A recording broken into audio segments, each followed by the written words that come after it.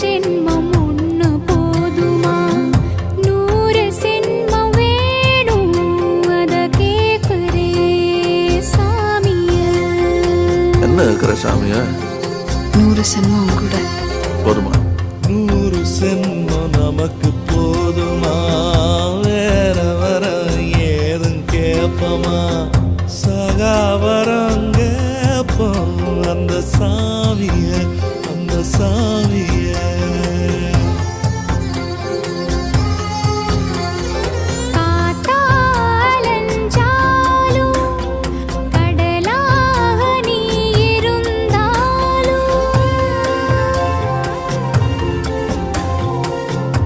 ஆகாசமான போதிலும் என்ன ஒரு எடுத்த போதிலும் சேர்ந்தேதான் பொறுக்கணும்.